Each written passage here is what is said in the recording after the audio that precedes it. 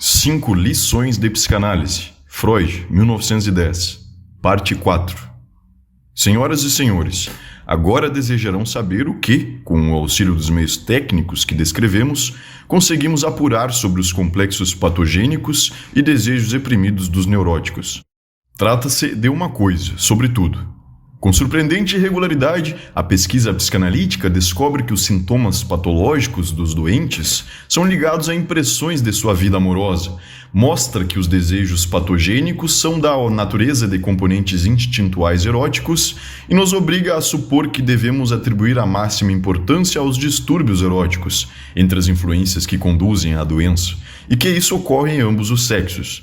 Bem sei que as pessoas não creem de bom grado nesta minha afirmação. Até mesmo os pesquisadores que se dispõem a acompanhar meus trabalhos psicológicos tendem a achar que superestimo a contribuição dos fatores sexuais e me perguntam por que outras excitações psíquicas também não dariam ensejo aos fenômenos de repressão e deformação substitutiva que caracterizei. Posso apenas responder, não sei por que não poderiam fazê-lo e tampouco tenho algo contra isso. Mas a experiência mostra que não tem essa importância, que dão respaldo à ação dos fatores sexuais, quando muito, mas jamais os substituem. Isso não foi postulado teoricamente por mim. Ainda nos estudos sobre a histeria, que publiquei juntamente com o Dr. Breuer, em 1895, eu não adotava esse ponto de vista. Tive de abraçá-lo quando minhas experiências se multiplicaram e penetrei mais profundamente na questão. Caros senhores, encontram-se aqui alguns de meus amigos e seguidores mais próximos que me acompanharam nesta viagem a Worcester. Perguntem-lhes acerca disso e ouvirão que todos eles, inicialmente, descriam por completo da afirmação sobre a importância decisiva da etiologia sexual, até que o seu próprio labor analítico os obrigou a subscrevê-lo.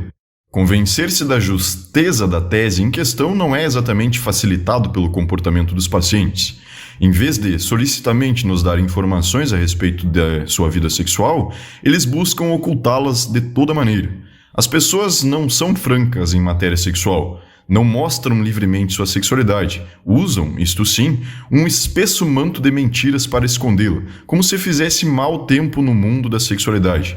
E não deixam de estar certas, o sol e o ar não são realmente propícios à atividade sexual em nosso mundo civilizado.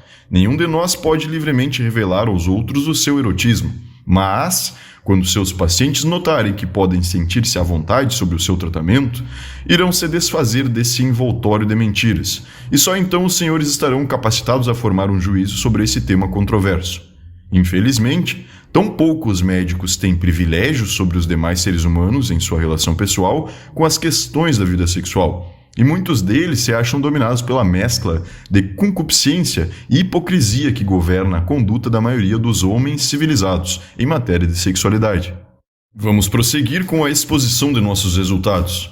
Em outro conjunto de casos, é certo que a investigação psicanalítica não refere os sintomas a vivências sexuais, e sim a triviais vivências traumáticas. Mas outra circunstância torna irrelevante essa distinção. O trabalho de análise requerido para o completo esclarecimento e a cura definitiva de um caso não se detém jamais nas vivências da época em que o paciente adoeceu, mas retrocede sempre até a puberdade e a primeira infância, para somente ali deparar com as impressões e ocorrências determinantes para o adoecimento posterior. Apenas as vivências da infância explicam a suscetibilidade a traumas posteriores, e apenas desvelando e tornando consciente esses traços mnemônicos, quase invariavelmente esquecidos, é que adquirimos o poder para eliminar os sintomas. Chegamos aqui ao mesmo resultado que na investigação dos sonhos, isto é, que são os desejos imorredouros e reprimidos da infância que emprestam à formação dos sintomas a sua força, sem a qual a reação aos traumas posteriores tomaria um curso normal. Mas podemos, de maneira bastante geral, designar como sexuais esses poderosos desejos infantis. Agora estou realmente seguro de que se espantaram. Então existe uma sexualidade infantil? Perguntarão. A infância não é o período da vida caracterizado pela ausência do instinto sexual?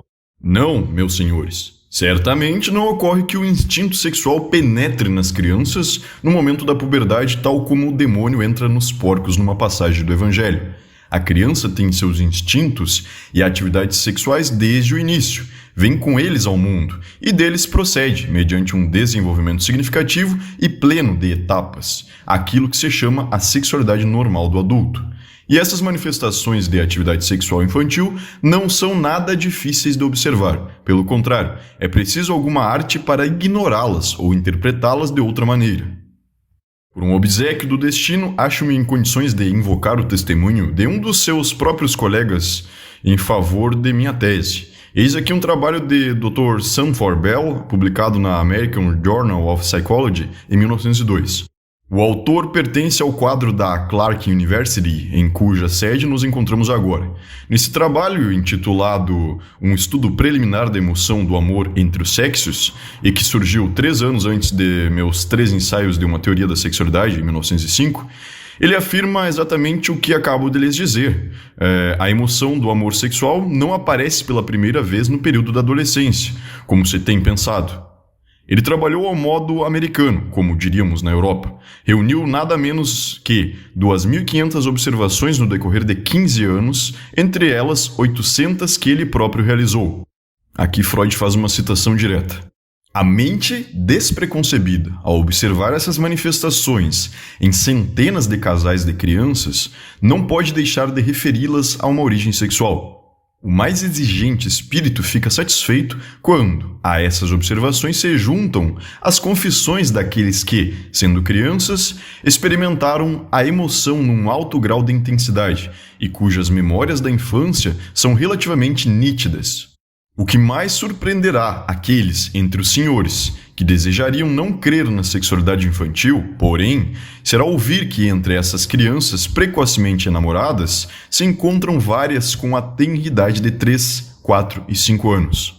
Não me admiraria se os senhores acreditassem antes nessas observações de seu colega e Patrício do que mais nas minhas. Recentemente me foi dado obter, a partir da análise de um garoto de 5 anos que sofria de angústia, empreendida por seu próprio pai, seguindo a técnica correta, um quadro razoavelmente completo das manifestações instintuais somáticas e das produções psíquicas num dos primeiros estágios da vida amorosa infantil. E devo lembrar-lhes que, há poucas horas, nesta mesma sala, meu amigo Jung apresentou sua observação de uma garota ainda mais jovem que, motivada pelo mesmo ensejo de meu paciente, o nascimento de um irmãozinho, evidenciou quase os mesmos impulsos sensuais, desejos e complexos. Não perco a esperança, portanto, de que os senhores ainda se conciliarão com a ideia inicialmente estranha de uma sexualidade infantil, e gostaria também de lhes mencionar o honroso exemplo do psiquiatra Blöller, de Zurique, que ainda há poucos anos declarou publicamente não entender minhas teorias sexuais, mas desde então confirmou a existência da sexualidade infantil em sua plena extensão, através de observações próprias. É bastante fácil explicar por que a maioria das pessoas, sejam observadores clínicos ou não, prefere nada saber sobre a vida sexual das crianças. Elas esqueceram sua própria atividade sexual infantil sobre a pressão da educação para a vida em sociedade e não desejam ser lembradas do que foi reprimido. Chegariam a outras convicções se iniciassem o exame com uma autoanálise, uma revisão e interpretação de suas lembranças infantis.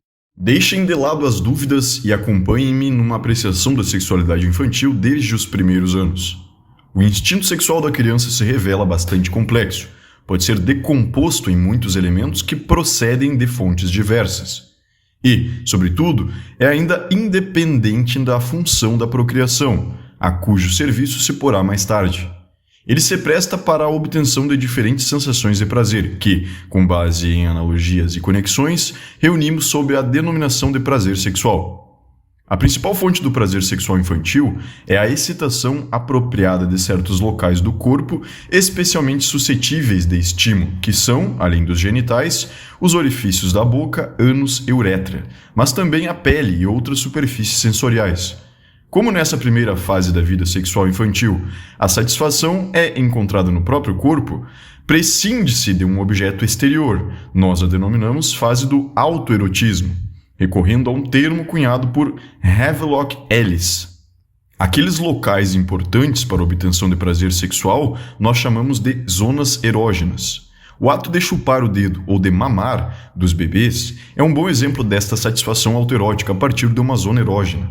O primeiro estudioso desse fenômeno, um pediatra de nome Lindner, de Budapeste, já o interpretava corretamente como satisfação sexual e descreveu exaustivamente a sua transição para outras formas, mais elevadas, de atividade sexual. Outra satisfação sexual desse período da vida é a excitação masturbatória dos genitais, que conserva enorme importância na vida posterior e que alguns indivíduos jamais abandonam completamente. Além dessas e outras atividades autoeróticas, manifestam-se bem cedo na criança aqueles componentes instintuais do prazer sexual, ou, como apreciamos dizer, da libido, que pressupõem outra pessoa como objeto. Esses instintos aparecem em pares de opostos, como ativos e passivos. Devo mencionar, como os mais significativos representantes desse grupo, o prazer em causar dor, o sadismo, com sua contraparte passiva, o masoquismo, e o prazer em olhar ou em ser olhado, sendo que do primeiro deriva posteriormente a ânsia de saber, e desse último, o impulso para a exibição artística e teatral. Outras atividades sexuais da criança já entram no âmbito da escolha do objeto, em que o principal elemento é outra pessoa, que deve sua importância originalmente a considerações oriundas do instinto de autoconservação, mas a diferença sexual ainda não tem papel decisivo nesse período da infância. Assim, podemos atribuir a toda criança, sem lhe fazer injustiça, um quê de inclinação homossexual. Essa dispersa vida sexual da criança, abundante mas dissociada, em que um instinto busca o prazer independentemente dos outros, é então concentrada e organizada em duas direções principais, de um modo que no fim da puberdade o caráter sexual definitivo da pessoa geralmente já se encontra formado. De um lado, os diversos instintos ficam subordinados ao predomínio da zona genital, pelo que toda a vida sexual se põe a serviço da procriação e a satisfação deles mantém a importância apenas para preparar e favorecer o ato sexual propriamente dito. De outro lado, a escolha do objeto relega para trás o autoerotismo, de maneira que na vida amorosa os componentes todos do instinto sexual passam a procurar satisfação na pessoa amada. Mas nem todos os componentes instintuais originais são admitidos nesse estabelecimento definitivo da vida sexual. Ainda antes da puberdade, repressões extremamente enérgicas de determinados instintos se realizam sob influência da educação e produzem-se forças psíquicas como o pudor, o nojo, a moral, que zelam como vigias por essas repressões. Quando, na época da puberdade, sobrevém a inundação da necessidade sexual, ela encontra nas mencionadas formações psíquicas reativas ou de resistência diques que lhe impõem o fluxo pelas assim chamadas vias normais e lhe tornam impossível reavivar os instintos submetidos à repressão. Em particular, são os impulsos coprófilos da infância, isto é, aqueles relacionados aos excrementos, os mais profundamente atingidos pela repressão, e também a fixação nas pessoas da primitiva escolha do objeto. Meus senhores, uma tese da patologia geral nos diz que todo processo de desenvolvimento traz consigo os germens da predisposição patológica, já que ele pode ser inibido, adiado ou suceder de forma incompleta. O mesmo vale para o complicado desenvolvimento da função sexual. Ele não se dá sem problemas em todo o indivíduo. Pode deixar anormalidades ou predisposições para um adoecimento posterior pelo caminho da involução, regressão. Pode acontecer que nem todos os instintos parciais se submetam ao domínio da zona genital. Um instinto que tenha assim continuado independente produz o que denominamos perversão, que pode substituir a meta sexual normal por uma própria. Como já mencionei, muitas vezes ocorre que o autoerotismo não é inteiramente superado, algo que as mais diversas perturbações depois evidenciam. Pode-se manter a equivalência original dos dois sexos como objeto sexual, e disso resultará uma inclinação para a atividade homossexual na vida adulta, que em determinadas circunstâncias chega à homossexualidade exclusiva. Esta série de distúrbios corresponde às inibições diretas do desenvolvimento da função sexual, compreende as perversões e o nada raro infantilismo geral da vida sexual. A predisposição às neuroses relaciona-se de outra maneira ao desenvolvimento sexual prejudicado.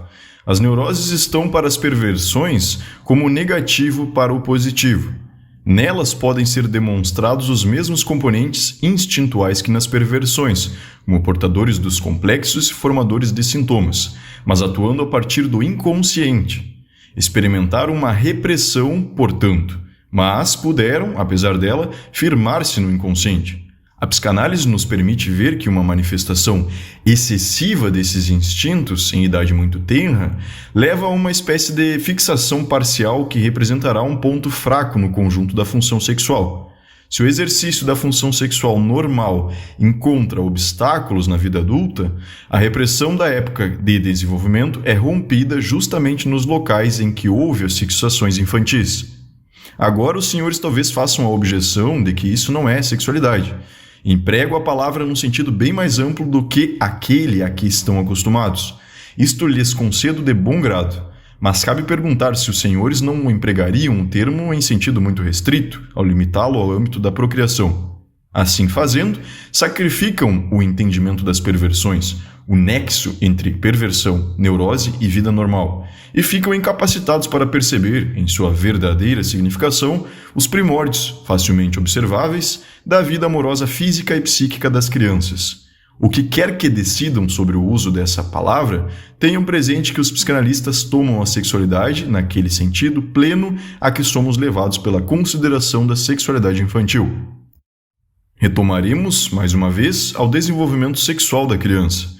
Nisso temos algumas coisas a acrescentar, pois nossa atenção dirigiu-se mais às manifestações somáticas da vida sexual do que às psíquicas.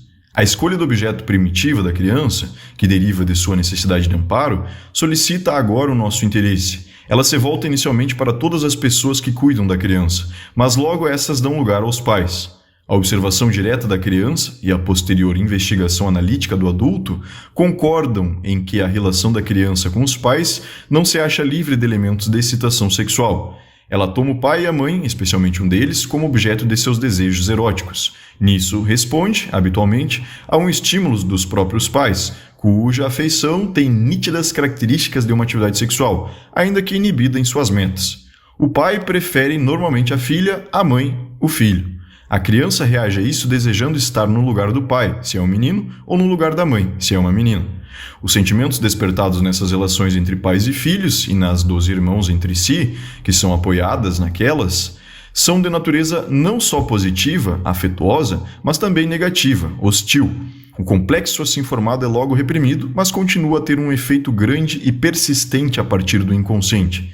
É lícito formular a hipótese de que ele representa, com suas ramificações, o complexo nuclear de toda e qualquer neurose, e não nos surpreenderá encontrá-lo, igualmente atuante, em outros âmbitos da vida psíquica. O mito do rei Édipo, que mata seu pai e toma por esposa a mãe, constitui uma revelação ainda um pouco modificada desse desejo infantil, que depois é rechaçado pela barreira do incesto. A peça de Hamlet, de Shakespeare, tem suas raízes no mesmo terreno do complexo do incesto, que ali é mais encoberto. No tempo em que a criança é dominada pelo complexo nuclear, ainda não reprimido, parte significativa de sua atividade intelectual é posta a serviço dos interesses sexuais. Ela começa a pesquisar de onde vêm os bebês e, avaliando os indícios que se lhe apresentam, compreende mais das circunstâncias reais do que os adultos podem imaginar. Geralmente, seu interesse na pesquisa é despertado pela ameaça concreta de um novo irmão que chega, no qual inicialmente vê tão só um concorrente. Por influência dos instintos parciais nela própria atuantes, chega a várias teorias sexuais infantis, como a de que os dois sexos partilham o mesmo genital, o masculino, a de que os bebês são gerados através da alimentação e nascem pela extremidade intestinal, e a que concebe a relação sexual como um ato hostil, uma espécie de subjugação. Mas justamente o caráter inacabado de sua constituição sexual e a lacuna em seus conhecimentos, devida à condição latente do canal sexual feminino, obrigam o pequeno pesquisador a interromper seu trabalho pela ausência de resultados. O próprio fato dessa pesquisa infantil, assim como as teorias sexuais que ela promove, tem importância decisiva na formação do caráter da criança e no conteúdo de seu posterior adoecimento neurótico. É inevitável e inteiramente normal que a criança tome os pais como objetos de sua primeira escolha amorosa, mas sua libido não deve permanecer fixada nesses primeiros objetos. Deve apenas tomá-los depois como modelos e passar deles para outras pessoas, na época da escolha definitiva do objeto. O desligamento da criança em relação aos pais torna-se, então, uma tarefa inelutável para que a aptidão social do jovem indivíduo não venha a ser comprometida. No período em que a repressão faz a seleção entre os instintos parciais da sexualidade e depois, quando deve-se afrouxar a influência dos pais, que arca essencialmente com o dispêndio necessário para tais repressões, o trabalho de educação depara com grandes tarefas, que nos dias de hoje nem sempre são realizadas de modo compreensível e inatacável. Senhoras e senhores, não devem pensar que com esta discussão sobre a vida sexual e o desenvolvimento psicossexual da criança nos afastamos muito da psicanálise e da tarefa de eliminar os distúrbios nervosos. Podem descrever o tratamento psicanalítico, se quiserem, como simplesmente uma continuada educação que visa superar os resíduos infantis.